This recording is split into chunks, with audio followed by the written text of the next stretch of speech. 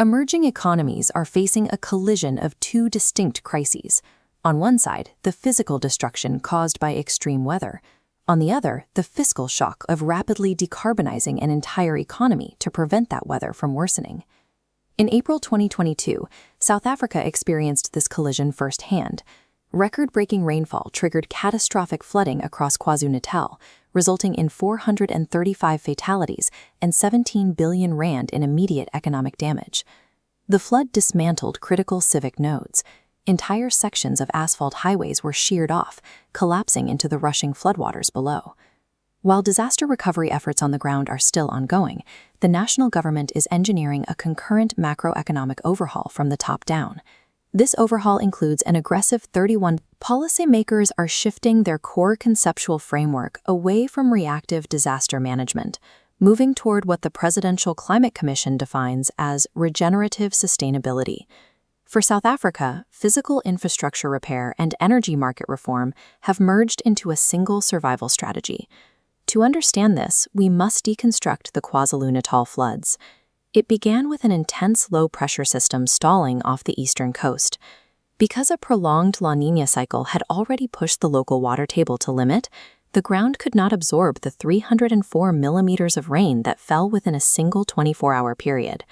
This triggered a failure of critical civic nodes. Major water pipelines were washed out, forcing residents to draw muddy water from broken infrastructure using plastic buckets. That localized destruction quickly caused a first-order cascade effect. The flooding severed both the N2 and N3 highways, paralyzing the national logistics network connecting Durban to Johannesburg. A secondary cascade followed as vital Transnet port operations were forced to suspend entirely, leaving shipping containers overturned and scattered across flooded industrial zones. Social infrastructure fractured alongside commercial lines. Floodwaters damaged 600 schools and 84 health facilities across the region. Then came the tertiary infrastructure cascade. The excess water overwhelmed Eskom's Drakensberg and Ingula hydroelectric pump stations, clogging turbines with debris and pushing upper storage dams to maximum capacity. To prevent total catastrophic failure at these facilities, the utility had to throttle output, turning a localized weather event into national rolling blackouts. As communities dealt with the immediate physical trauma, complex administrative bottlenecks delayed the release of national relief funds, compounding the crisis on the ground.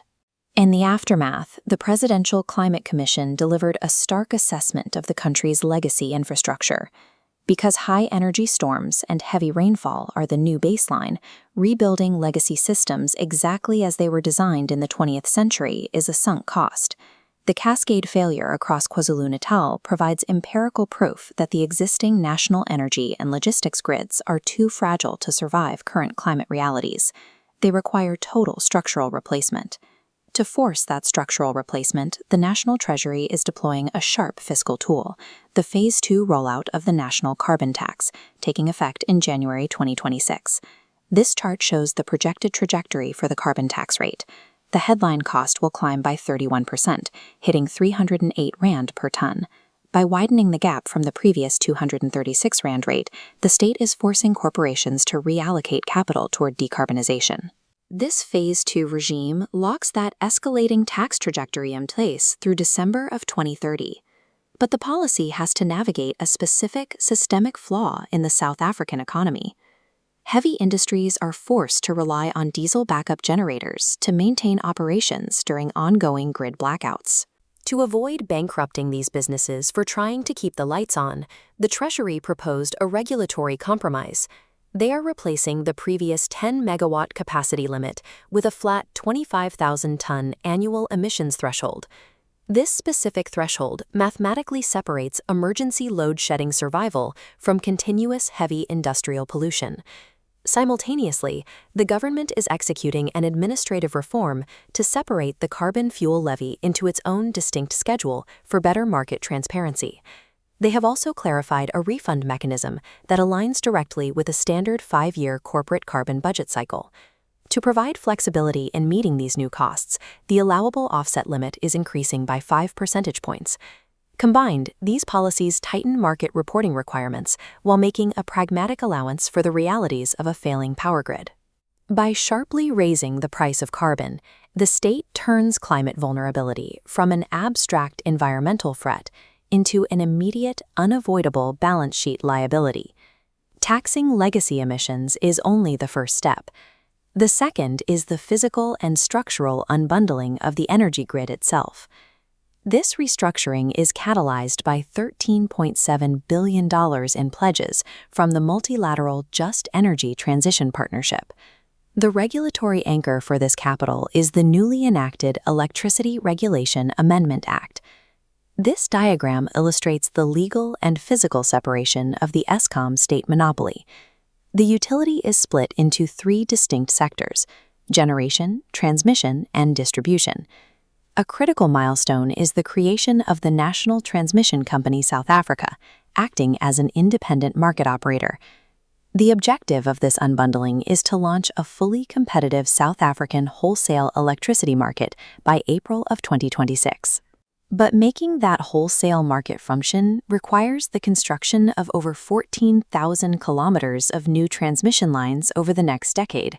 To mobilize the private capital needed to build those lines, the government is establishing a credit guarantee vehicle designed to de-risk independent transmission projects.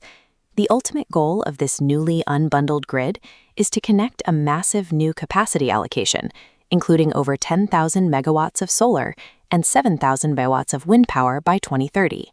Dismantling a legacy monopoly is the only structural method capable of absorbing international transition capital.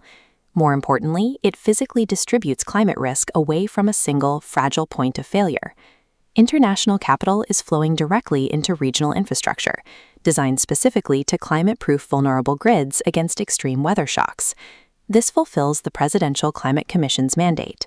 It moves the country away from a traditional model of recovery capacity and toward the imperative of transformative capacity. Simply bouncing back to a pre-2022 baseline guarantees that the next major storm will trigger the exact same systemic collapse. The new transformative model relies on three interconnected pillars: punitive carbon taxes, grid unbundling, and the strategic deployment of international climate finance. The end point of this transition is the deliberate abandonment of legacy fossil fuel dependencies that drive both high emissions and grid fragility. That aging infrastructure is being replaced by the architecture of a decentralized power system built to withstand harsher environments.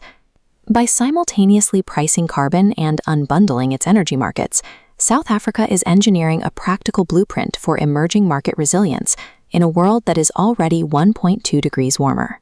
Climate adaptation requires recognizing the reality that mending a broken municipal water pipe and rewriting a national energy market are identical imperatives for survival.